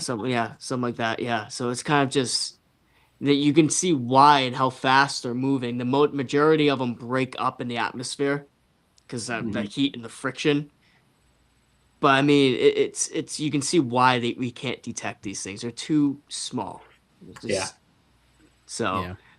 I mean, we're we'll see what barely happens. even like there's no like orbit traffic control Yeah. right Yeah. now. Like I know. there's It's like Massachusetts traffic in orbit right now. our It's own ridiculous. space junk we can barely keep track of. Yeah, like what's interesting is I guess Starlink has cameras on the top of them that are actually looking above in space. So Ah, it's like the first time we're publicly getting video of like satellites that are not being tracked, like going on above. Like it's again just going back to like how new everything is in the space world, and that like a company like SpaceX that can launch their own satellite constellation has such a clear advantage over pretty much everybody else, which positions them perfectly for what is it, next week or the week after, for their first IPO, which is going public. invest Which now, guys. Invest now. if This you guy can all get week has been like, we gotta invest. That's like, it, stonks. Yeah, it's going to be 50 interesting. bucks, I mean, Alex. $50. $50, hey, make a deal. No, I've got a lot of friends that work at SpaceX that are gonna have a very good cash day for themselves. So I'm happy for them. But yeah, we'll see what happens with all of that. we should do another talk on that another Yeah. time. I would love to talk about Starlink and SpaceX and the innovation of space as we know it. Yeah. That would be great. That'd be great. Cool guys. We're almost at 2 hours here, so this I is. know it's insane, I isn't mean, it? we could talk for How many many more tangents hours. can we go on? Yeah, I we know. hit all Yeah. the topics tonight. Yeah. We actually have special guests tonight, guys. Yes. Yes. We're doing a telethon. Actually, we're raising money. We're doing a 24-hour Raising money. telethon leading up to Cherry Please- Springs. So we have to please go live call in. tomorrow. to Taking next her night. first Call in caller with your- as we speak. oh shit. Yeah, what do you want to know? 2 seconds. What do you want to know? Like, You have the topic discussion. We can either do satellites, quantum computing, or possibly Artemis. anything's open, baby. Oh my god. Preferably This is AI. what happens when you Preferably got a bunch AI. of space talkers together. You Oh just my talk God. about everything, even though we had a topic to talk about. We've touched on it, but we talk about anything space. Yeah. I Anything. think It's the right first there reference to the just actual to mission remind was us. a long Yeah. Oh my god. I Yeah, mean, hey, we could touch on Artemis a few things. I don't know if you got anything, but sure. Yeah. Do you have any other thoughts to just close out on a few more Artemis Moonjoy moments? yeah, I mean, well, just in general, how flawless this mission. I was reading something here that I didn't even know until I read like the recap like article that they put out that we canceled 2 burn corrections because we We were did. that on the money. Yes. Yep. Like, did. you want to talk about navigation and GPS and satellites and stuff. We were so dead on that we canceled corrections that our computers, we calculated we would need these corrections and we didn't. Yeah. Which is, it goes to prove, how well, everything was put together for it to just be that on the button. You can only hope that'll follow on the rest of these missions. Definitely. I think Yeah, this and- one went so good that Yeah. the expectations for now the upcoming missions are going to be very high, which the bar is totally high. yeah, I Agreed. hope doesn't compromise anything, overthinking things and stuff like that, just because you're going to try and make it perfect, which we already almost pretty much did, minus the toilet, which is a pretty big problem. But it's first time tech, Listen, first time in you're gonna- humans. Yep. Yep. Yeah, I mean, there was a lot of new technology. It's so rare to gain Delta V on a mission in space.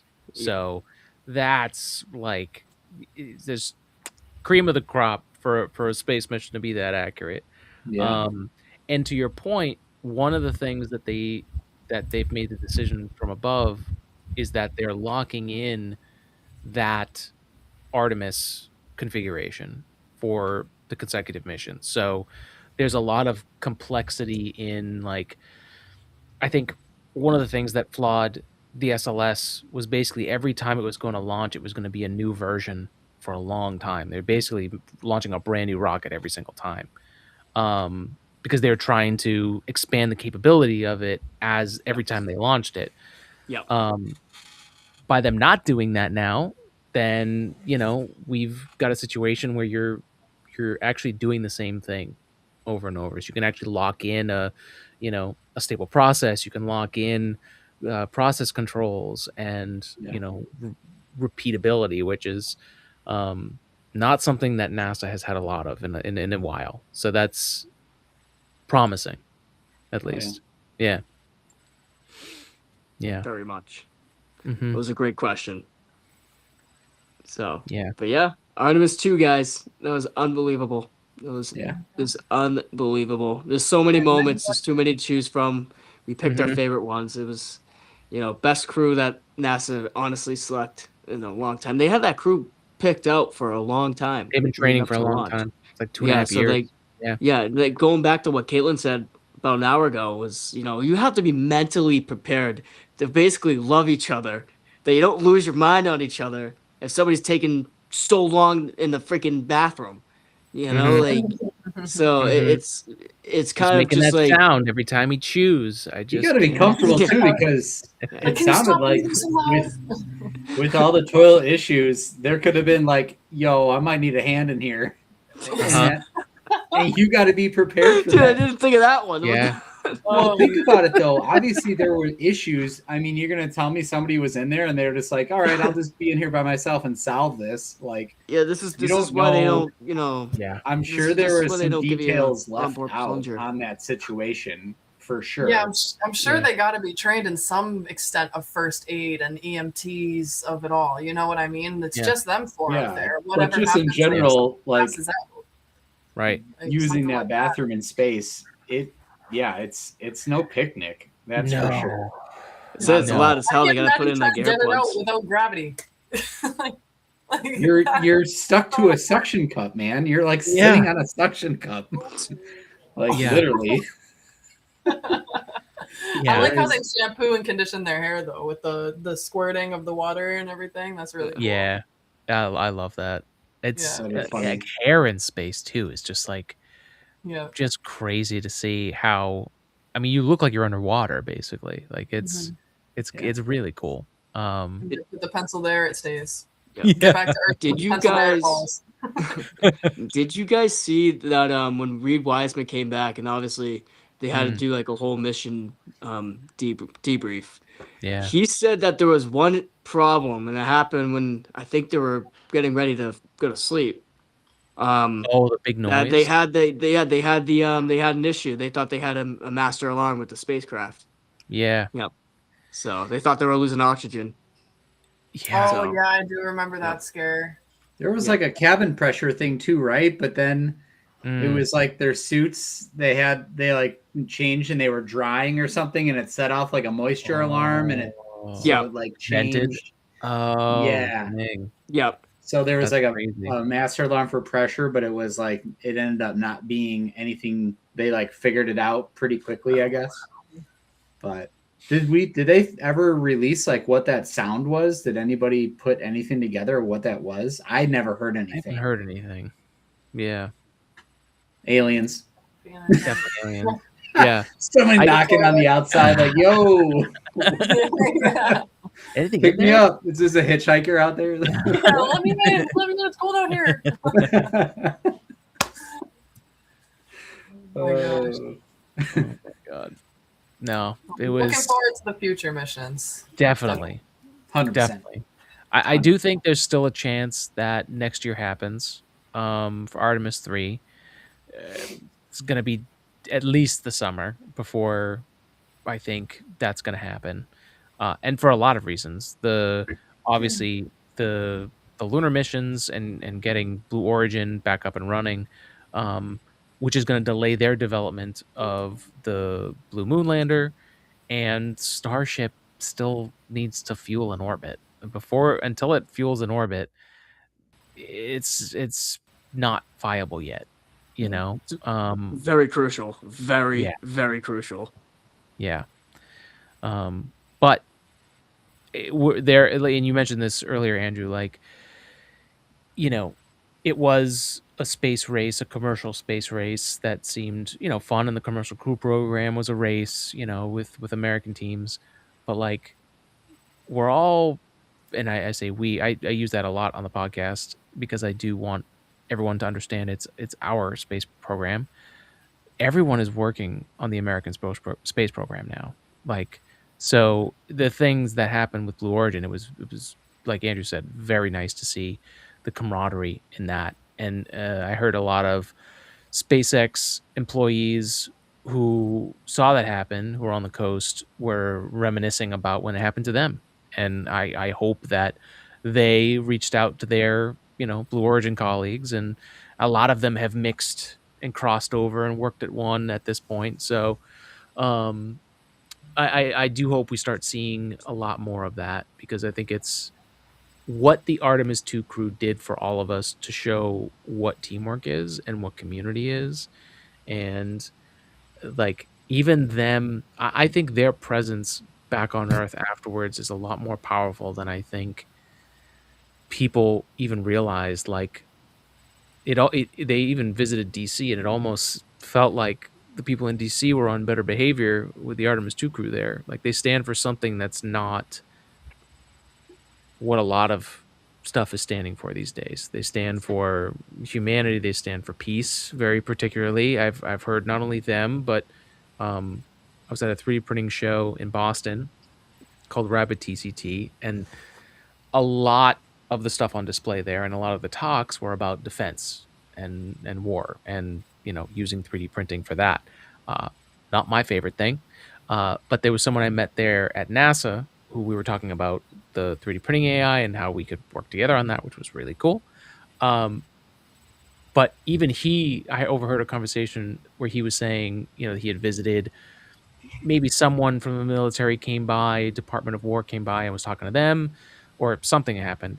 But his point was like NASA's a peace organization, and I think it's a testament to the Artemis 2 crew that person had the confidence to say that so boldly in a time where everything is going into those kind of resources that are not peace. So Yeah, they've I been very culturally, vocal about their social stances on this. yeah, and I think culturally that's really important. If we look at the first space conundrum, culture was a big aspect. The people were a big aspect of how the space program turned. I mean, NASA, Yep. in a lot of ways, changed a lot of their own internal behaviors because of the culture. So I do think that play long term here is something to look for. I think it is a cycle that's going to repeat itself. It is repeating itself. And I think the interest we saw by the splashdown is an indicator that the Artemis missions are a lot more culturally relevant to humanity than any of us would have expected or hoped for. So I think we've got a really cool next 5 years to follow along on this and see where it goes.